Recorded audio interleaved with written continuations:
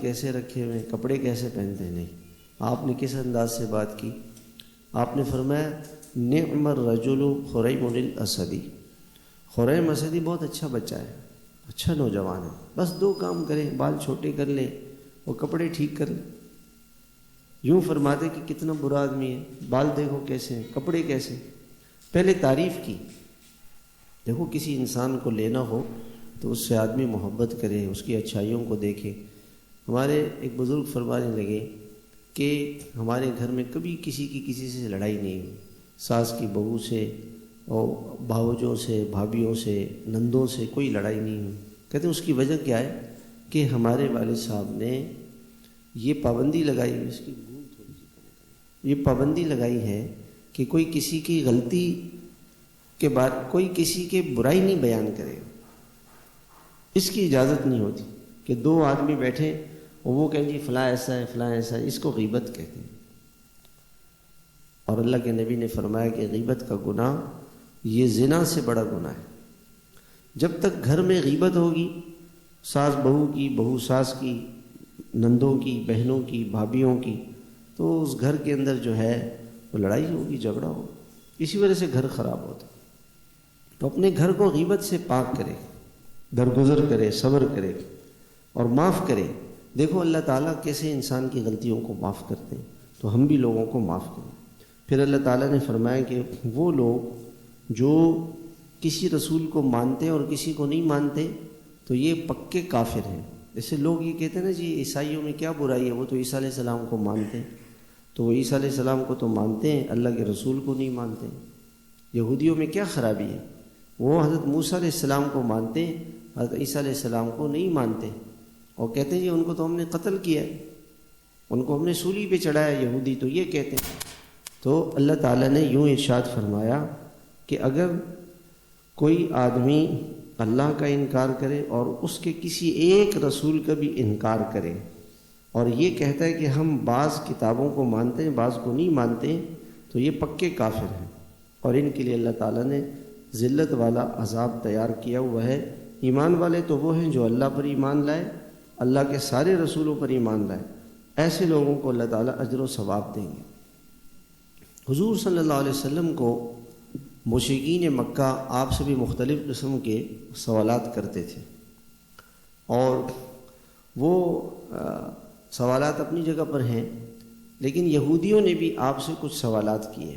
یہودیوں نے یہ کہا کہ حضرت موسیٰ علیہ السلام نے اللہ تعالیٰ نے حضرت موسیٰ علیہ السلام کو تورات جو ہے وہ اکٹھی لکھی ہوئی ایک کتاب کی شکل میں تختیوں پر لکھی ہوئی اللہ تعالیٰ نے دے دی، انہوں نے آ کے ہمارے سامنے پڑھی۔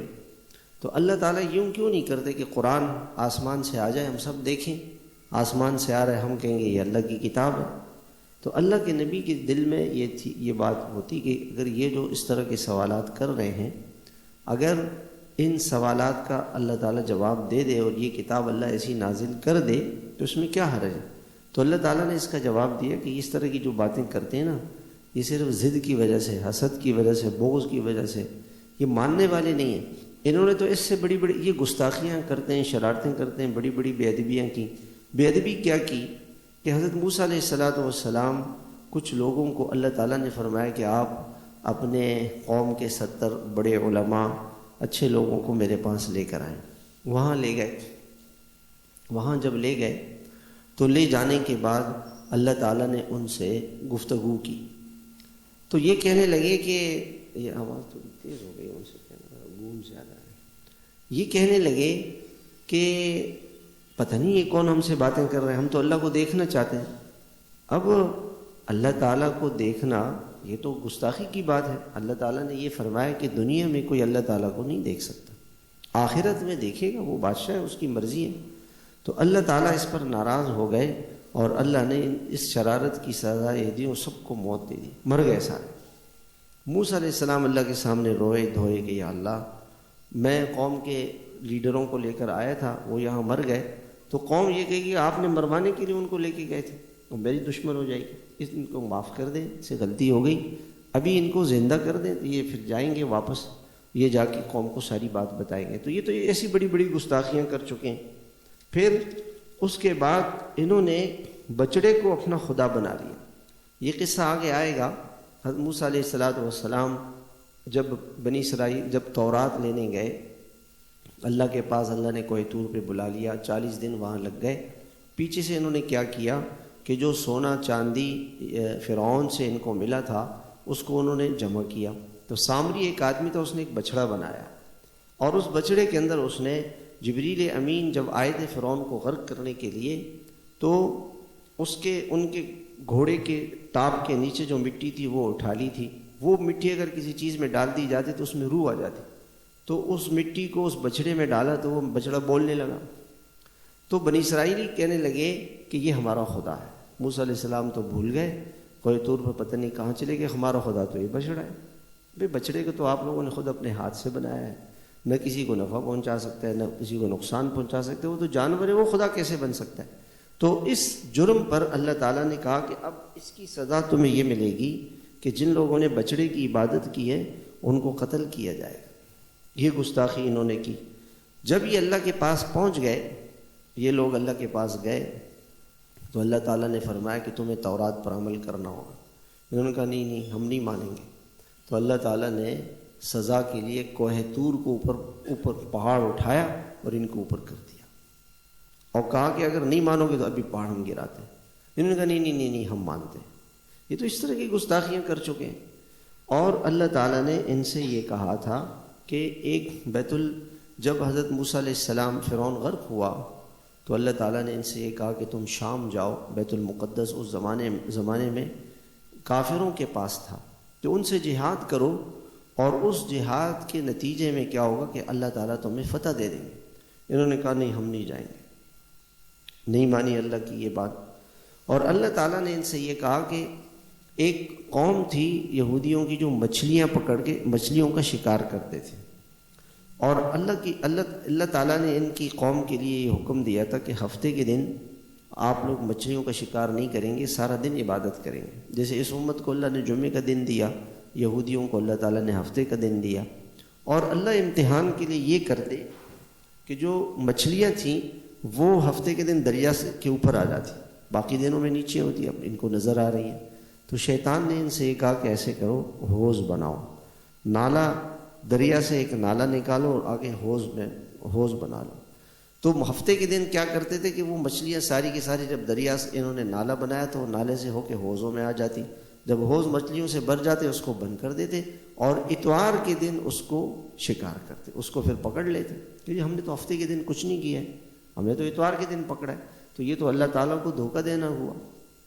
اللہ تعالیٰ نے تو ان سے کہا تھا کہ بھئی ہفتے کے دن عبادت کرنا، انہوں نے یہ دھوکہ دیے۔ تو اللہ تعالیٰ نے یوں فرمایا کہ انہوں نے نبیوں کو قتل کیا، اور انہوں نے حضرت ایک مریم پر بہتان باندھا، اور حضرت عیسیٰ علیہ السلام کو یہ کہتے ہیں کہ ہم نے قتل کیا۔ یہ تو ان کی ساری شرارتیں ہیں۔ اب اتنی شرارتیں یہ کر چکے ہیں، تو اگر یہ مطالبہ کر رہے ہیں کہ آپ ایسی کتاب لے کر آئیں جیسے تورات آسمان سے آئی تھی لکھی ہوئی، ہم لکھی ہوئی کتاب کو مانیں گے، تو یہ ان کی شرارت ہے۔ اور اللہ کا ضابطہ کیا ہے کہ کسی قوم کو اگر اللہ تعالیٰ ان کی منہ مانگی نشانی دے دیں تو اس کے بعد اگر وہ نہیں مانیں گے تو وہ فوراً ہلاک کر دیے جائیں گے۔ اب اللہ نے کہا کہ یہ ہم دے دیں، اور یہ اس میں ہم ان کو یہ نشانی دے دیں، اور یہ نہ مانے تو فوراً ہلاک ہو جائیں گے، ہمارا عذاب تو فوراً آئے گا۔ ہم ان کو مہلت دینا چاہتے ہیں تاکہ یہ اس مہلت کے اندر ٹھیک ہو جائے۔ تو اللہ تعالیٰ نے اپنے نبی کو سمجھایا کہ آپ ان کی باتوں سے غمگین نہ ہوں، اور ان کا جو عقیدہ ہے کہ ہم نے عیسیٰ علیہ السلام کو قتل کیا، سولی پہ لٹکایا، یہ غلط ہے۔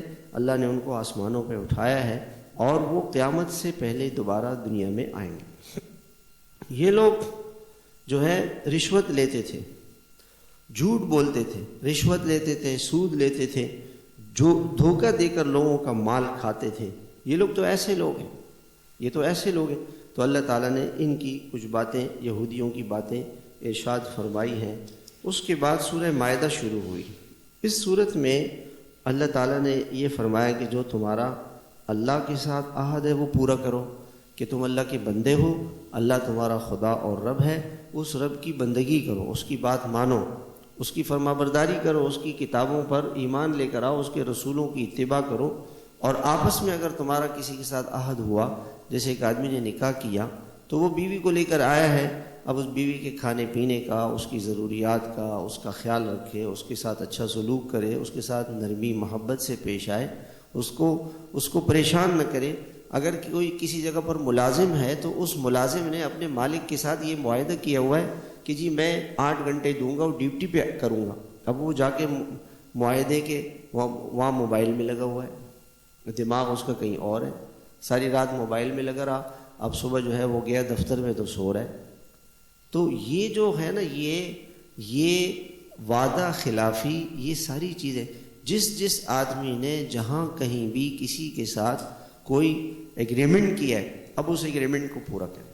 آپ دنیا میں کسی کے ساتھ معاہدہ کر لیں، چند دنوں کے بعد وہ آپ کو دھوکہ دے دے گا۔ ہر جگہ پہ جھوٹ دھوکہ یہ اتنا عام ہے، اور اس کو لوگ جو ہے نا وہ نہیں کرتے۔ اللہ تعالیٰ فرماتے ہیں یہ ہمارا حکم ہے، تمہیں اس حکم پر چلنا پڑے گا۔ دیکھیں جہاں جہاں اللہ تعالیٰ احکامات بیان کرتے ہیں اس کے آگے پیچھے اللہ تعالیٰ ایک جملہ لاتے ہیں، کہتے ہیں دیکھو اللہ سے ڈرو، اس کی سزا بڑی سخت ہے، اس کی نافرمانی نہ کرو۔ وہ آج تمہیں مہلت دیے ہوئے، کچھ دنوں کے بعد یہ مہلت ختم ہو جائے گی اور اس کی سزا بڑی سخت ہے۔ کوئی توبہ کرے گا وہ معاف کر دے گا۔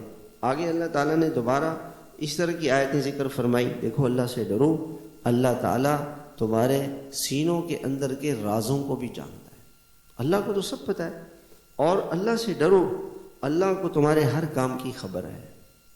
جس شخص کو یہ خوف ہوگا کہ اللہ تعالیٰ ہر وقت مجھے دیکھ رہے ہیں، اللہ تعالیٰ کو میرے ہر کام کی خبر ہے، تو وہ کبھی بھی کوئی گناہ نہیں کر سکے گا۔ پھر اللہ تعالیٰ نے کچھ چیزیں ایسی بتائی ہیں جو اللہ کے دین کی نشانیاں ہیں، جیسے بیت اللہ ہے، مسجد ہے، مدرسہ ہے، آسمانی کتابیں ہیں، اور صفا مروہ ہے، منی ہے، عرفات ہے، مزدلفہ ہے۔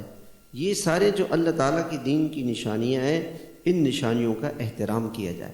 مسجد کا احترام، جو مسجد کے پڑوسی ہیں بھئی ان کو مسجد میں نماز پڑھنی چاہیے۔ جو مسجد کے پڑوسی ہیں وہ شادیاں کر رہے ہیں، ناچنا گانا لگا ہوا ہے، مسجد میں بھی آواز آ رہی ہے۔ ہندوستان میں ہندوؤں کے اندر مسلمانوں کا اتنا خیال تھا کہ اگر ہندو اپنی شادیاں بیاہ کرتے تھے، مسجد آتی تھی تو اپنے ڈول باجے بند کرتے تھے، بھئی یہ مسجد ہے، بھئی مسلمانوں کی مسجد ہے، اس کا خیال رکھو۔ ہندو ہو کر کے وہ مسلمانوں کا خیال رکھتے تھے، اور آج لوگ مسجد کے سامنے سے گانے بجاتے ہوئے گزر رہے ہیں، نماز ہو رہی ہے، اندر باہر گانے بج رہے ہیں، مسجد کی دکان کے اندر گانے بج رہے ہیں، مسجد کے قریب ہوٹل ہے اس میں گانے لگے ہوئے، اس میں میوزک لگی ہوئی، شادی ہو رہی ہے محلے میں اور میوزک مسجد کے اندر آ رہی ہے۔ تو بھائی مسجد کا احترام ہے، یہ اللہ کا گھر ہے، وہاں کہ ایسا کام نہ کریں۔ پھر اللہ تعالیٰ نے ایک قصہ سنایا، وہ قصہ یہ ہوا کہ حضور صلی اللہ علیہ وسلم جب تشریف لے گئے مدینہ منورہ تو کافروں سے 3 معرکے ہوئے، بدر، احد، خندق۔ اس میں تقریباً 6 سال گزر گئے۔ 6 سال سے یہ لوگ مکہ نہیں آئے، عمرہ نہیں کیا۔ حضور صلی اللہ علیہ وسلم نے خواب دیکھا کہ اللہ تعالیٰ، خواب میں یہ دیکھا کہ میں نے عمرہ کیا ہے۔ آپ نے صحابہ کو خواب سنایا، آپ نبی کا خواب تو سچا ہوتا ہے۔ 1400 صحابہ تیار ہو گئے کہ یا رسول ہم عمرہ کرتے ہیں۔ عمرے کے لیے آ گئے۔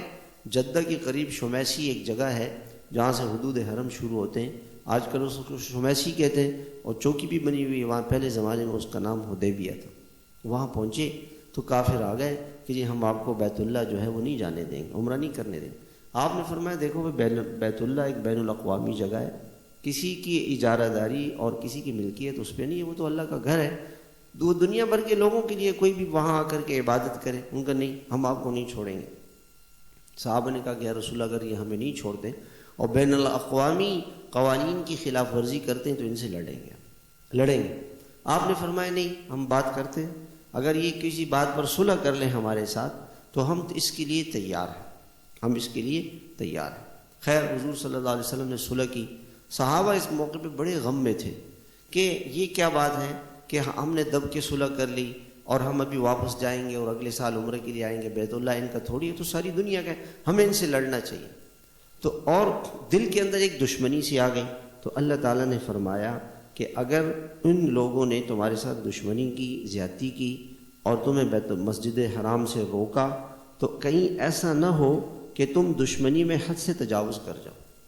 دشمن کے ساتھ دشمنی نہ کریں، اس کے ساتھ درگزر کرے. اگر اس نے, ہمارے ہاں کیا ہوتا ہے کہ اس نے اگر علاقے میں کیا ہوتا ہے کہ اگر اس نے ہمارے کسی رشتہ دار کو قتل کر دیا تو ہم اس کے بھائی کو, اس کے چچا کو, اس کے ماموں کو, اس کے دادا کو, جو ہمیں ملے گا نا سب کو قتل کریں گے. یہ ایک رواج بنا ہوا ہے کہ جو اس نے ہمارے قبیلے کے آدمی کو مارا ہے تو ان کا کوئی قبیلے کا بے گناہ آدمی ہوگا اس کو ہم قتل کریں گے. اسلام نے اس سے منع کیا. اسلام یہ کہتا ہے آپ دشمنی میں بھی اور دوستی میں بھی حد سے تجاوز نہ کریں. انسان جو ہے دو موقعوں پہ ایسا ہو کے بہک جاتا ہے, غصے میں اور مال کے نشے میں. مال کا نشہ ہوتا ہے تو اس نشے کے اندر انسان لوگوں پہ ظلم کرتا ہے. عہدے کا نشہ, کرسی کا نشہ, اس نشے کی وجہ سے لوگوں پہ ظلم کرتا ہے. اور وہ اگر کسی نے اس کے ساتھ کوئی زیادتی کر لی, اس کے ساتھ کوئی برا کیا تو اب اس کی نسلوں کی خیر نہیں ہے. تو یہ اسلام اس سے روکتا ہے کہ بھئی ایسا نہیں کرو, حد کے اندر انسان رہے.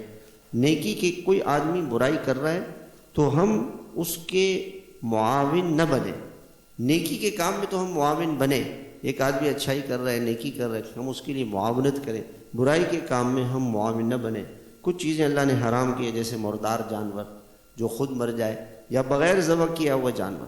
جو مسلمان دنیا بھر کے ملکوں میں جاتے ہیں وہاں ان کے لیے بہت ضروری ہے کہ وہ اس گوشت کی تحقیق کریں کہ جو گوشت وہاں بیچا جاتا ہے آیا وہ گوشت اس کو مسلمان نے ذبح کیا ہے یا غیر مسلم نے اسلامی طریقے سے ذبح کیا. چونکہ بڑی تعداد میں فیکٹریوں میں گوشت ذبح ہوتا ہے, وہ بسم اللہ کی ریکارڈنگ لگی ہوئی ہوتی ہے اور وہ چھرا چل رہا ہوتا ہے, تو یہ غلط ہے چونکہ وہ حرام ہے. وہ گوشت حلال ہے جس پر اللہ کا نام لیا جائے. پھر اللہ تعالیٰ نے ایک آیت نازل فرمائی. یہودیوں نے کہا کہ اے عمر, اگر ہمیں اس آیت کا, یہ آیت ہمارے دین میں, ہمارے کتاب میں نازل ہوتی تو ہم اس دن عید بنا لیتے. حضرت عمر نے فرمایا وہ دن ہمارے لیے عید کا تھا. 9 ذی الحجہ حج کا دن, عرفات کا دن تھا اور جمعے کا دن تھا. وہ آیت کیا ہے کہ اللہ تعالیٰ نے یہ اعلان کیا کہ تمہارا دین کامل مکمل ہے اور اس پہ ہر چیز موجود ہے. اسلام ایک ایسا جامع راستہ ہے کہ دنیا بھر کے اقوام کے لیے, ہر زمانے کے لوگوں کے لیے اسلام قابل عمل ہے. یہ اسلام کا بہت بڑا, یہودیوں نے کہا کہ اگر یہ ہماری کتاب میں ہوتا تو ہم اس دن کو عید کا دن بنا لیتے. اللہ نے مسلمان کو مکمل ایک ضابطۂ حیات دیا ہوا ہے, لیکن افسوس اجتماعی طور سے بھی مسلمان دین سے دور اور انفرادی طور پہ بھی مسلمان دین سے دور ہے. شادیوں میں, خوشیوں میں, غمیوں میں, کمائیوں میں مسلمان بے-راروی کا شکار ہیں. اور وہ یعنی بجائے اس کے کہ مسلمان کافروں کو اسلام کی اچھائیاں اور خوبیاں بیان کریں, مسلمانوں کے بچے اسلام سے نکل رہے ہیں اور ان کو شک ہے اسلام میں. کہتے ہیں اسلام تو اونٹوں کے زمانے کی بات تھی, آج تو ماڈرن دور ہے, آج تو پردے کی کیا ضرورت ہے, آج تو جو ہے نا وہ اس کی کیا ضرورت ہے, اس کے پیچھے لگے ہوئے. میرے محترم بھائیوں, یہودی اس بات کو سمجھتے تھے اور اللہ نے اپنے قرآن میں اعلان کیا ہے کہ اسلام ہر شعبے میں, زندگی کے ہر موڑ پر اسلام رہنمائی کرتا ہے. ایک جوان کیسے زندگی گزارے, ایک بوڑھا کیسے زندگی گزارے, شادی کیسے کرے, خوشی کیسے منائے, غمی کیسے منائے, کاروبار کیسے کرے, یہ سب کچھ اسلام نے, اللہ تعالیٰ نے ہمیں یہ بتایا ہے. پھر اللہ پاک نے فرمایا کہ جب نماز کا وقت آئے تو وضو کرو اور نماز پڑھو, اور اگر تم پانی نہیں استعمال کر سکتے تو تیمم کر لو. اس کے بعد اللہ تعالیٰ نے یہ فرمایا کہ یہ جو یہودی تھے اور عیسائی, انہوں نے اللہ کے عہد کو توڑا تو اللہ تعالیٰ نے ان کے اندر آپس میں لڑائیاں, دشمنیاں پیدا کر دیں.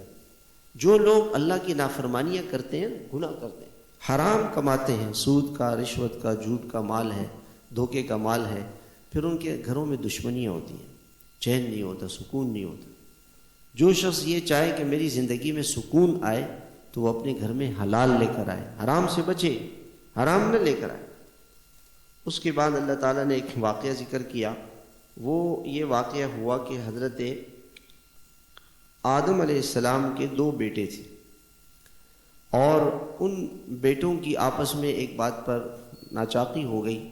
تو ایک بھائی نے, جو قابیل تھا, اس نے اپنے دوسرے حابیل بھائی کو قتل کر دیا.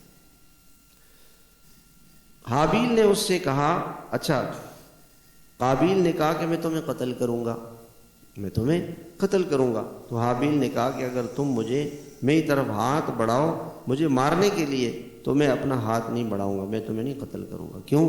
کہ میرے دل میں اللہ کا خوف ہے۔ جس کے دل میں اللہ کا خوف ہوگا وہ ہر برائی سے بچے گا۔ شیطان آیا اور شیطان نے اس سے پہلے چونکہ کوئی کسی کو قتل نہیں ہوا تھا تو شیطان نے آ کر کے اس کو ایک راستہ دکھایا کہ ایک کوا تھا، دوسرا کوا آیا اور اس نے آ کر کے اس کوے کو پتھر مارا جس سے وہ مر گیا۔ تو اس نے کہا کہ قابیل نے کہا کہ یہ طریقہ کار اختیار کیا جائے۔ بھائی سو رہا تھا، آگے بڑا پتھر اس کے سر پہ مارا، کچلا گیا، وہ مر گیا۔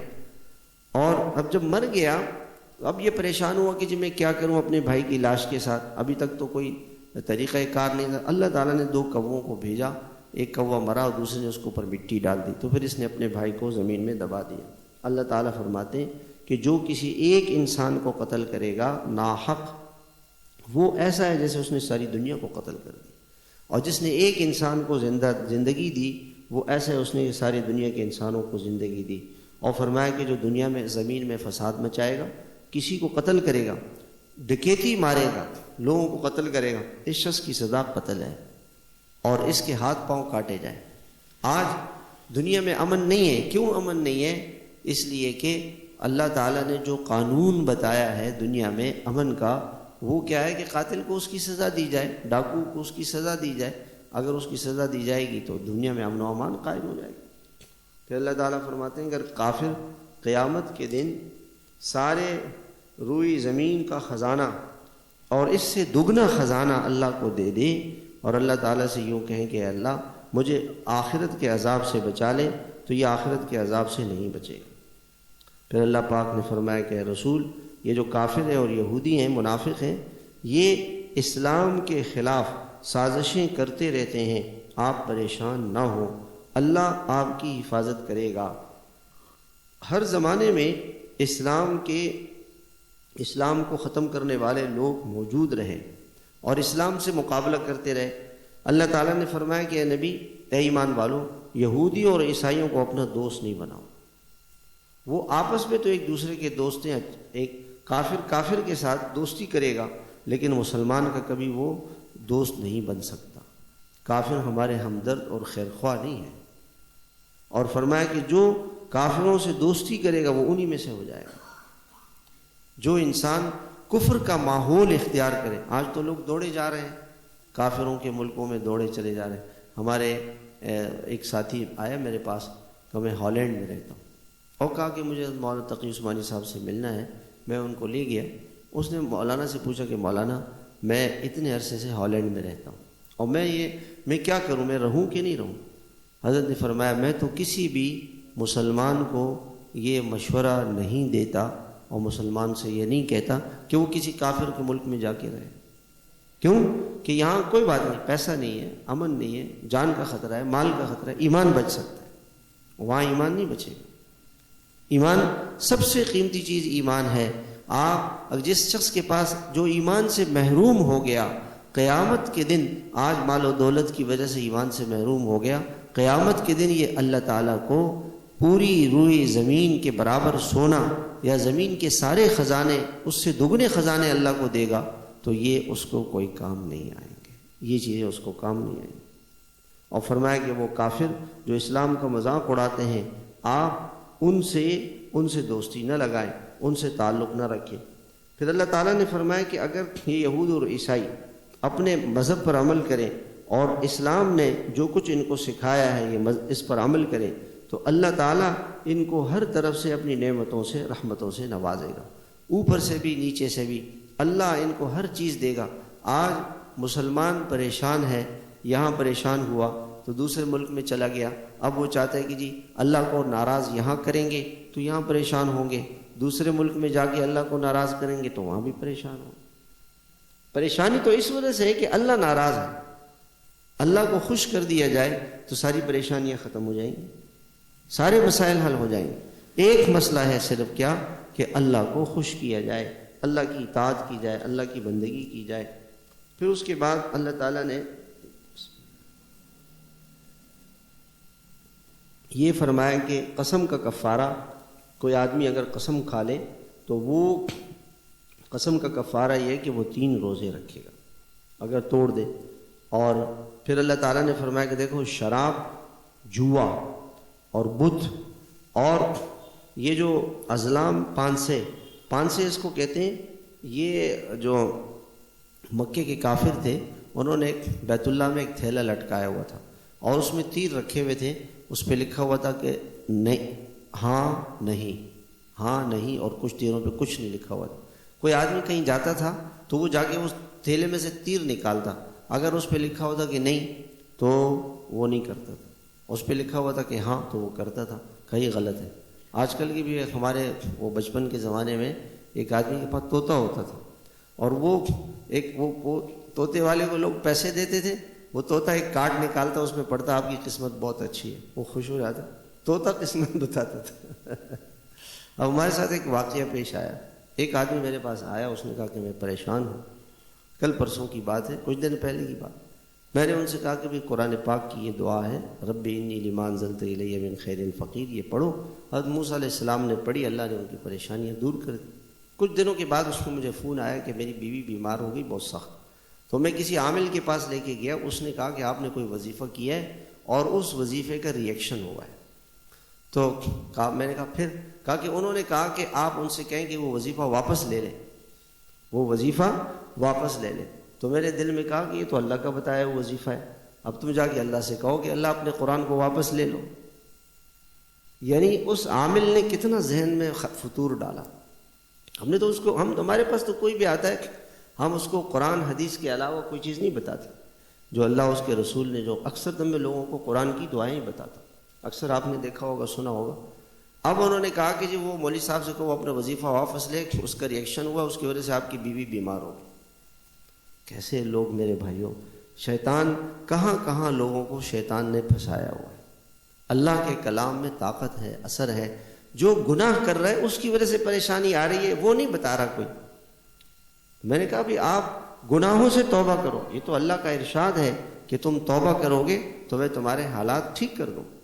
توبہ کرنی چاہیے، اللہ سے معافی مانگنی چاہیے، قرآن کو تو زیادہ پڑھنا چاہیے، اللہ تعالیٰ کا ذکر زیادہ کرنا چاہیے، دعائیں زیادہ کرنی چاہیے، دعاؤں کی برکت سے تو پریشانیاں ختم ہوں گی۔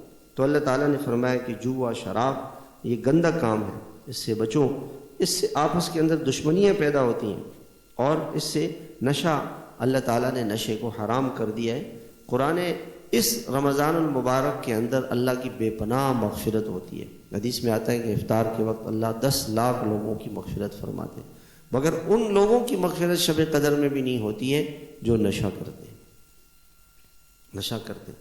بھئی اللہ تعالیٰ ہمارے نوجوانوں کو ہدایت دے، سمجھ دے، ایسے برے ماحولوں میں نہ بیٹھیں، ایسی جگہوں پر نہ بیٹھیں۔